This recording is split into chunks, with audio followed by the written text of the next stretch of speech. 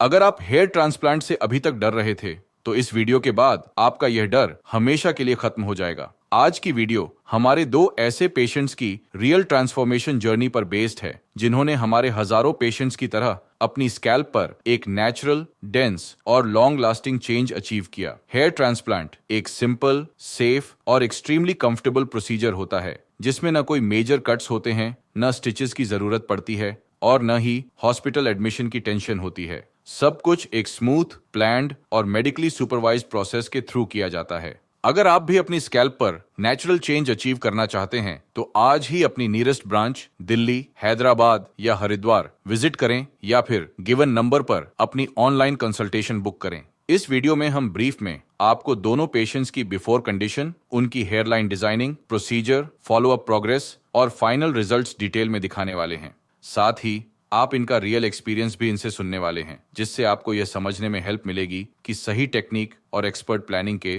Through transformation कितना naturally achieve हो सकता है। चलिए सबसे पहले डिटेल में जानते हैं दोनों पेशेंट की इनिशियल कंडीशन, प्लानिंग और इस पूरी जर्नी के बारे में। ये हमारे पेशेंट एक मिस्टर संजय दुबे की बिफोर कंडीशन है, जिसमें आप साफ देख सकते हैं कि वे advanced stage of baldness, diffuse grade 5A का सामना कर रहे थे। इनकी हेयरलाइन पूरी तरह रिसीड हो चुकी थी और साथ ही इनके टेम्पल्स भी पीछे जा चुके थे। इनका फ्रंटल एरिया पूरी तरह बॉल्ड था और मिड स्कैल्प काफी ज्यादा थिन्ड दिखाई दे रहा था। इसके अलावा क्राउन में भी थिनिंग क्लियरली विजिबल थी। अच्छी बात यह है कि क्राउन की थिनिंग को PRP और मेडिकेशन की हेल्प से हील हो जाएगी। और ये है पेशेंट 2 मिस्टर प्रणव मेश्राम, जो कि 30 साल की एज में डिफ्यूज ग्रेड 6 की एडवांस स्टेज ऑफ बॉल्डनेस को फेस कर रहे थे। इनकी हेयरलाइन दोनों साइड से रिसीड हो गई थी और फ्रंट से, बट पेशेंट अपना फ्रेम खो चुके थे एंड फ्रंटल टफ्ट पर कुछ हेयर्स भी अवेलेबल थे, लेकिन फ्रंटल एरिया पूरी तरह से डैमेज हो गया था। मिड स्कैल्प और क्राउन में भी बॉल्डनेस विजिबल थी, जिसने पेशेंट के कंप्लीट लुक को डिफ्यूज पैटर्न में डैमेज कर दिया था।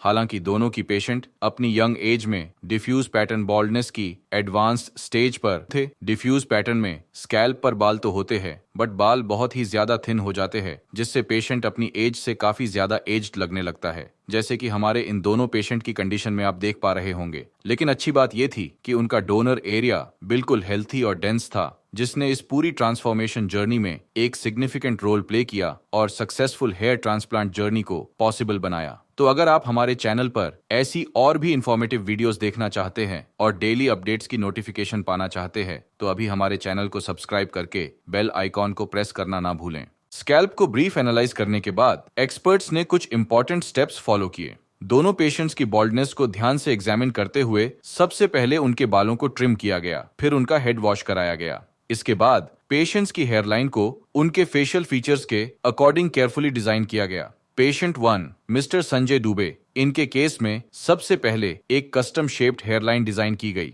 फिर उनके एज प्रोपोर्शंस और चेहरे के अनुसार उनके शार्प टेम्पोरल एंगल के अकॉर्डिंग टेम्पल भी प्रेसिसली डिजाइन किए गए। इसके बाद अफेक्टेड फ्रंटल एरिया और हाफ मिड स्कैल्प को मार्क किया गया, ताकि एक कंप्लीट एंड बैलेंस्ड लुक हासिल किया जा सके। पेशेंट 2 मिस्टर प्रणव मेश्राम, इनके लिए भी एक कस्टम शेप्ड हेयरलाइन तैयार की गई, जिसे ग्लबेला पॉइंट से मार्क करके बिल्कुल सही सिमेट्री के साथ डिजाइन किया गया। हेयरलाइन फाइनल करने के बाद इनके फ्रंटल, मिड स्कैल्प और क्राउन, इन तीनों के लार्ज अफेक्टेड एरियाज को कवर करने के लिए डिटेल्ड मार्किंग्स की गई है। अगर आप अपनी नेचुरल हेयरलाइन हासिल करना चाहते हैं, तो कमेंट करें हेयरलाइन डिजाइन। और अब चलते हैं नेक्स्ट स्टेप की साइड, जिसमें हमारे एक्सपर्ट्स ने मार्किंग एरियाज को फॉलो करते हुए दोनों पेशेंट की स्कैल्प पर स्लिट्स बनाई। उसके बाद स्लिट्स को फॉलो करते हुए हमारे एक्सपर्ट्स ने फॉलिकल्स का राइट डायरेक्शन में इम्प्लांटेशन स्टार्ट किया, जिसमें पेशेंट 1 के केस में हेयरलाइन जोन में single and thin hair follicles को इम्प्लांट किया गया। सेम फॉलिकल्स इनके टेम्पल्स में भी इम्प्लांट हुए, जिससे पेशेंट को कंप्लीट फेशियल फ्रेम अचीव हो पाए। उसके बाद frontal and mid scalp areas में double and triple hair follicles को इम्प्लांट किया गया और इनके केस में टोटल 5850 ग्राफ्ट्स इम्प्लांट हुए।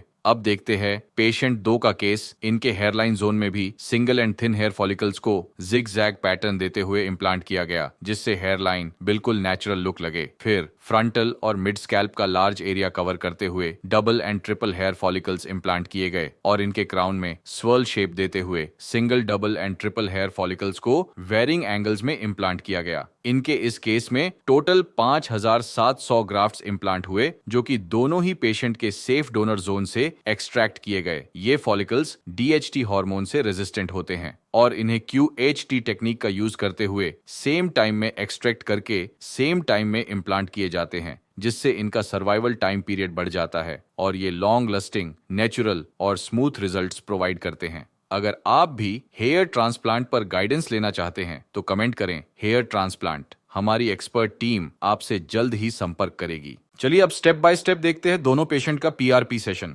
लेकिन उससे पहले देखते हैं प्रोसीजर के बाद के डेज की कुछ ऐसी पिक्चर्स जो हमारे पेशेंट ने खुद क्लिक करके हमारे साथ शेयर की है, जिसमें डे 2, 3, 7, 9, 15 की इन पिक्चर्स से आप इनकी स्कैल्प की प्रोग्रेस क्लियरली देख सकते हैं। जब पेशेंट एक अपने फर्स्ट फॉलोअप PRP सेशन के लिए क्लिनिक आए तो हमारे एक्सपर्ट्स ने नोटिस किया इनकी स्कैल्प पर लगभग 80% शेडिंग विजिबल थी, जो हेयर ट्रांसप्लांट के बाद हेयर ग्रोथ साइकिल का पार्ट है। इस स्टेज में फॉलिकल्स रेस्टिंग फेज में चले जाते हैं, इसलिए transplanted hair shafts temporarily shed होते हैं और डोनर एरिया कंप्लीटली हील हो चुका था, जिसमें कोई स्कारिंग विजिबल नहीं थी। 2 महीने बाद जब पेशेंट 2 ने अपने फर्स्ट फॉलोअप के लिए क्लिनिक विजिट किया तो 80% फॉलिकल्स शेड हो चुके थे। ये shedding phase post transplant cycle का पार्ट है, जो यूजुअली 3 to 4 मंथ्स तक कंटिन्यू रहता है। इस फेज में हेयर शाफ्ट शेड होते हैं और रूट स्कैल्प के अंदर सेफली इंटैक्ट रहते हैं। इस विजिट पर पेशेंट ने फर्स्ट PRP थेरेपी भी ली थी,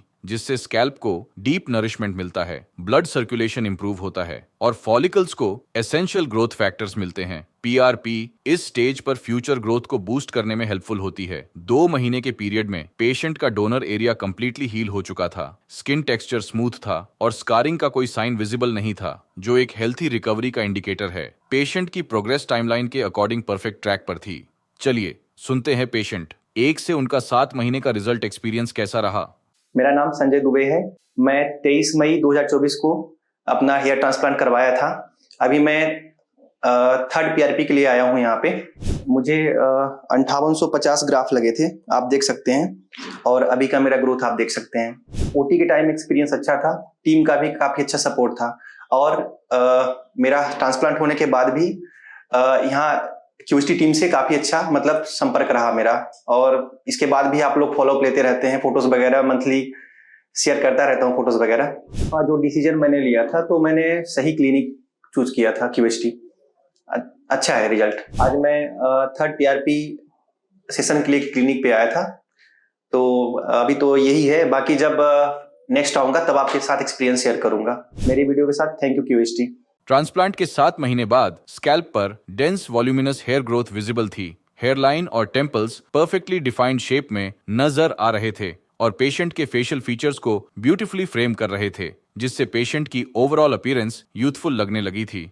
फ्रंटल एरिया और मिड स्कैल्प में सीमलेस मर्ज के साथ वॉल्यूमिनस हेयर ग्रोथ डेवलप हो चुकी थी। हेयर स्ट्रैंड्स का टेक्सचर भी हेल्थियर था, जो ओवरऑल डेंसिटी को और एनहांस कर रहा था। ओवरऑल 7 मंथ मार्क पर पेशेंट का लुक कंप्लीटली ट्रांसफॉर्म हो चुका था, जिससे वो कॉन्फिडेंट नजर आ रहे थे। चलिए अब जानते हैं पेशेंट 2 से कि उनका 13 मंथ रिजल्ट एक्सपीरियंस कैसा रहा। हेलो, मेरा नाम प्रणव मेश्राम है। मैं इंडिया के सेंट्रल पार्ट से बिलोंग करता हूँ। मेरी एज 31 ईयर्स है। मेरा ट्रांसप्लांट लास्ट ईयर फरवरी में हुआ था और आज मैं अपनी फाइनल PRP के लिए आया हूँ। जब मेरा ट्रांसप्लांट हुआ था लास्ट ईयर, तो मैं ट्रांसप्लांट के कुछ दिनों तक इसी क्लिनिक के बगल में ही एक होटल है, मैं वहीं स्टे कर रहा था, ताकि एक डाउट था कि अगर कुछ भी इशू या चैलेंज आता है तो मैं क्लिनिक में तुरंत विजिट कर सकूं। बट लकीली ऐसा हुआ कि मैं होटल में सिर्फ स्टे ही करता रहा, मुझे कुछ भी इश्यूज नहीं आए थे। एंड जब मैं कुछ दिनों बाद जब अपने घर चले गया था, तो जो असिस्टेंट टीम थी QHT की, वो लोग रेगुलरली टच में थे मेरे साथ। दिन में कॉल कर लेते थे 1-2 दिन में, एंड रेगुलरली फोटोज मांगते थे, ताकि वो लोग, भले हम लोग दूर दूर है, दे यूज्ड टू असेस मी दूर से ही कि आपका जो ग्रोथ है, आपको किसी टाइप का इन्फेक्शन, एक IV फ्लूइड्स डालने होते थे, वो भी फोटोज वगैरह के थ्रू हम लोग ने शेयर किया था। तो उस टाइम पे ऐसा था कि देवर सर्जरी के बाद भी assistant team was in touch कि सारी चीजें स्मूथली चल रही है। एंड नॉट ओनली सिर्फ फोटोज देखना, वो लोग बता भी देते थे कि आप ऐसा कर लीजिए अगर आपको ये तकलीफ हो रही है तो। बाकी ऑलरेडी मेरा खाना एंड मैंने उस टाइम पे वर्कआउट वगैरह सारी चीजें रोक रखी थी, तो मुझे लगता है कि वो सारी चीजें और एड ऑन हो गई थी या रिजल्ट्स आने के लिए। जब मेरी सर्जरी होनी थी तो क्या है कि जो इनके मल्टीपल ओटीज है दे आर वेल क्लीन। मैंने एक चीज नोटिस की थी कि जब मेरी सर्जरी एक्चुअली 3 दिन चली थी, तो जब भी मैं सर्जरी के लिए आता था तो एक एक डॉक्टर आके पहले चेक करते थे कि सारी चीजें अलाइंड है, सारी चीजें सेट है कि नहीं है, सारी इक्विपमेंट्स जो भी क्लीन स्टेरिलाइज इक्विपमेंट्स आके वो रख के जाते थे मेरे सामने ही। एंड उसके बाद ऐसा होता था कि जब मुझे लोकल एनेस्थीसिया दिया था तो एक डर रहता है मन में कि आपकी सर्जरी होने वाली है, एंड हेयर ट्रांसप्लांट जैसे सर्जरी जो एक बहुत ज्यादा डर बना हुआ है। मैं भी पहले डरा हुआ था सर्जरी से पहले, लेकिन जब मैं उस प्रोसेस से गया तब मुझे लगा कि ये चीज बहुत इजीली बेरेबल है, ये कि डॉक्टर्स आपके साथ इजीली टच में रहते हैं। एंड डॉक्टर्स का प्रोसेस ऐसा रहता है ना कि एक डॉक्टर्स की टीम ग्राफ निकाल रही है, एक डॉक्टर्स की टीम ग्राफ लगा रही है, तो ऐसा लगता है कि आपको एक बहुत बेहतरीन सा एक ऑर्केस्ट्रा चल रहा है आपके अराउंड, आप उसको देख सकते हो, आप उसको महसूस कर सकते हो। एंड ड्यूरिंग द सर्जरी भी ऐसा होता है कि आपको भूख लग रही है, आपको वॉशरूम जाना है, आपको एक छोटा सा ब्रेक लेना है, तो आप डॉक्टर्स को बोल के आप आराम से ले सकते हैं। तो ऐसा नहीं है कि डॉक्टर्स के हिसाब से सारी चीजें आपका चलेगा, इवन आपका भी एक स्टैंड होता है वहां पे लेने के लिए। एंड आप विद इन द सर्जरी आप डॉक्टर से भी बात कर सकते हैं। जैसे मेरी जब सर्जरी चल रही है तो मैं उनसे पूछ भी रहा था कि ये प्रोसेस क्या है, इससे क्या होता है, तो एक बोथ टू वे कम्युनिकेशन जैसा भी हो रहा था सर्जरी के टाइम पे। तो वो मोर और लेस लाइक अ सर्जरी था वो, and more of like a procedure था जो मेरे पे अप्लाई हो रहा था। जो मेरी सर्जरी रही वो मतलब रिजल्ट्स आने के बाद मैं एब्सोल्युटली सेटिस्फाइड था। और सर्जरी वो मोर और लाइक अ सर्जरी लगी ही नहीं मुझे, वो बस एक नॉर्मल सा प्रोसेस लग रहा था। बस कुछ थे उसमें कि आपको एक डर सा बना रहता है, लेकिन जैसे जैसे प्रोसेस आगे बढ़ता है, जैसे जैसे आपकी सर्जरी आगे बढ़ती है, आपको सारी चीजें नॉर्मल लगने लगती है।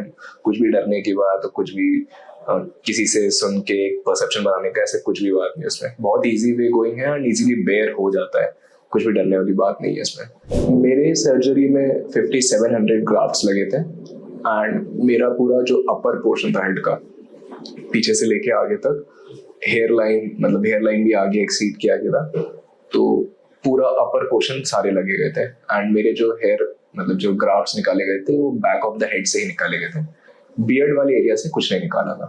वेल आफ्टर द सर्जरी मुझे रिजल्ट्स 4.5 मंथ्स में ही मिल गए थे। मेरे घर में एक इवेंट था, शादी थी, बहुत क्लोज रिलेटिव की शादी थी, तो पीपल वर शॉक्ड कि इतने कम टाइम में इतने हेयर्स कैसे आ गए थे। एंड अनफॉर्चुनेटली मैंने उनको बता दिया था कि मैंने ट्रांसप्लांट QHT से कराया गया था। एंड मैं 4.5 मंथ्स के हिसाब से मैं काफ़ी सेटिस्फाइड था रिजल्ट्स को लेकर। ठीक है, ट्रांसप्लांट के बाद एक चेंज ये होता है कि आप कॉन्फिडेंट रहते हैं कि आप रेगुलर जो पब्लिक जिस चीज से गुजर रही है, जिस चीज का उनको डर है, ओवर द एज सभी के हेयर फॉल हो रहा है, एंड जो 25-26 ईयर्स के होते हैं दे लुक लाइक 35, 40, 45 ईयर्स। तो उस चीज से यू आर प्रिटी यंग कि आप अपने आप को बहुत इजीली प्रेजेंट कर सकते हैं। हाँ, हेयर एक ऐसी चीज है जो सब कुछ मैटर नहीं करता, but it is one of the thing जो बहुत मैटर करती है सभी के लाइफ में। तो वो चीज मैंने नोटिस किया है कि आप पीपल स्टार्ट अप्रिशिएटिंग यू कि आपने इतना प्रोसेस झेल लिया है तो मैं भी करवा सकता हूँ। पीपल आर आस्क कि ये करें तो हो जाएगा कैसा। तो दैट वाज द चेंज मैंने नोटिस किया था। जब ट्रांसप्लांट के लिए मैं जब OT में गया था तो पहली बात तो ऐसी थी कि सब ऑलमोस्ट मेरे एज के ही थे, तो मुझे ऐसा लगा ही नहीं कि मैं किसी बहुत बड़े सर्जन के बीच में आ गया कि कोई बहुत बड़ा सर्जन कर रहा है, कोई बहुत सीनियर है। सब ऑलमोस्ट मेरे एज ग्रुप के थे, तो ऐसा था कि इजीली मिंगल आउट हो गए थे, नॉर्मली बात हो जा रही थी, नॉर्मली कैजुअली डिस्कशन हो जा रहा था, खाने को हो गया, ब्रेक हो गया। एंड सर्जरी के बाद भी इट वाज लाइक कि मैं नर्स जो सिस्टर्स लोग थे, जो असिस्टेंट्स लोग थे, उन लोग से भी बात कर ले रहा था नॉर्मली कैजुअली। ये चीज़ था। एंड ये चीज़ है ना कि ये जो ट्रांसप्लांट है, ये जो OT का जो माहौल है, ये आपके हिसाब से किया जाता है कि आप बेयर कर पा रहे हैं तो सर्जरी की जाएगी, बेयर नहीं कर पा रहे तो आपको थोड़ा ब्रेक दे के आप प्रोसीजर और थोड़ा नेक्स्ट डे को कर दिया जाएगा। अनलाइक अदर OTs में ऐसा होता है कि ये प्रोसेस आज के आज करना ही है, जो भी मेडिकल टर्म्स होते हैं, मेडिकल प्रोसेस होते हैं, वो उसी के टाइम उसी बीच में किया जाता है। लेकिन यहाँ पे आप पे डिपेंड करता है कि आप बेयर कर पा रहे हो, आप में क्षमता है तो किया जाता है। तो it is all on you कि आपके हिसाब से चलेगा यहाँ पे। अभी मैं अपनी 3rd एंड फाइनल PRP के लिए आया था। अब एक्चुअली हुआ ऐसा था कि मैंने ट्रांसप्लांट के पहले ही 6 PRP बाहर से करवाई थी एक मेरे लोकल सिटी में डॉक्टर थे उनसे। एंड टू योर सरप्राइज वो पीआरपी मेरे लिए बहुत पेनफुल हुई थी। एंड पेनफुल थी तो मेरे मन में एक डर बैठ गया था कि पीआरपी बहुत पेनफुल प्रोसेस है, आप बेयर ही नहीं कर पाते हो। लेकिन हेयर ग्रोथ को देखते हुए वो करवाना भी जरूरी था, एंड करवाना है तो फिर आपको उतना पेन भी बेयर करना पड़ेगा। तो ये मेरे मन में डर बैठ गया था कि बहुत पेनफुल होती है। लेकिन जब मैं क्यूएसटी में मैंने पीआरपी कराई तो मुझे लगा ही नहीं कि इतना पेनफुल होता है। अब यही डिफरेंस आता है एक एक्सपर्ट का, कि जब when you are in QST आप एक एक्सपर्ट के द्वारा जब करवाते हो तो आपको दर्द महसूस ही नहीं होता है। दे हैव कोई डिवाइसेस होते हैं, दे मसाज करते हैं उसे पीआरपी के टाइम में, तो आपको पेन बहुत कम होता है। एंड जब मैं पहले पीआरपी कराता था तो वो 15 मिनट का सेशन मुझे 1-2 घंटे का लगता था, और जब मैं क्यूएसटी में पीआरपी करा रहा हूँ तो वो 10 मिनट का सेशन मुझे लगता है कि 5 मिनट का सेशन है वो। तो ये डिफरेंस मुझे सबसे बड़ा डिफरेंस लगा, और मैं इस चीज से बहुत ज्यादा खुश हूँ कि पीआरपी मैं इन फ्यूचर भी रेगुलरली पीआरपी करवाते ही रहूंगा क्यूएसटी पे। सो पीआरपी में होता है कि आपकी बॉडी का जो न्यूट्रिएंट्स प्लाज्मा होता है वही आपकी बॉडी में इंजेक्ट किया जाता है, ताकि आपके जो हेयर रूट्स हैं उनको ग्रोथ फैक्टर अच्छा मिले। और यही होता है कि जब मैंने पहली और सेकंड पीआरपी कराई थी तो मेरे को अपने बालों में ग्रोथ बहुत जल्दी देखने को मिली थी। सेकंड पीआरपी के बाद मैंने थर्ड पीआरपी बहुत लेट कराई है, अराउंड 7 या 8 मंथ्स के बाद कराई है मैंने।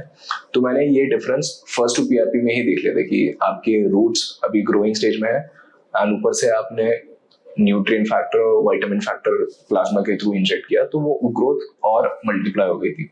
तो ये चीज मैंने पर्सनली नोटिस किया था, मैं इस चीज से काफी सेटिस्फाइड था। तो मेरा फीडबैक स्टार्टिंग फ्रॉम सर्जरी के बाद की जो असिस्टेंस थी एंड सर्जरी के बाद की जो पीआरपी थी वो बहुत स्मूथ रही है।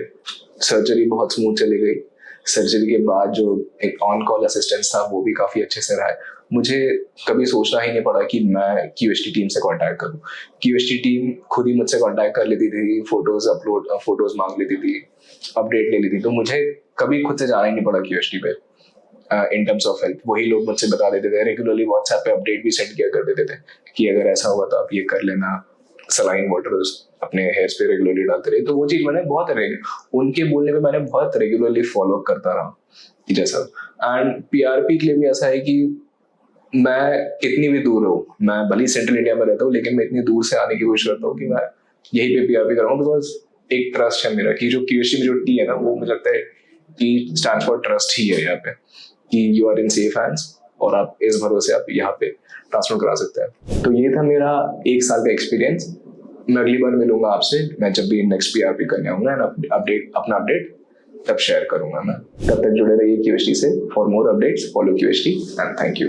13 महीने बाद पेशेंट 2 की ओवरऑल अपीयरेंस ट्रांसफॉर्म हो चुकी थी। इस स्टेज पर हेयर लाइन शार्पली डिफाइंड हो चुकी थी और नेचुरल वे में पेशेंट के फेशियल फीचर्स को फ्रेम कर रही थी। फ्रंटल जोन और मिड स्कैल्प में डेंस और voluminous hair growth clearly visible थी, जिससे ओवरऑल डेंसिटी और फुलनेस इंप्रूव हो चुकी थी। क्राउन रीजन में परफेक्ट स्वर्ल पैटर्न रेप्लिकेट हो रहा था। स्कैल्प पर ओवरऑल कवरेज स्मूथ और नेचुरल लग रही थी। कोई अननेचुरल गैप्स, डायरेक्शन इश्यूज या प्लगी अपीयरेंस नजर नहीं आ रही थी। इस मैच्योर ग्रोथ फेज में पेशेंट अपने अकॉर्डिंग बालों को फ्रीली कट, ट्रिम और स्टाइल कर रहे थे। यह कंप्लीट ट्रांसफॉर्मेशन उनके कॉन्फिडेंस, स्टाइलिंग चॉइसेस और ओवरऑल पर्सनैलिटी को विजिबली अपलिफ्ट कर चुकी थी, making the journey truly worth it.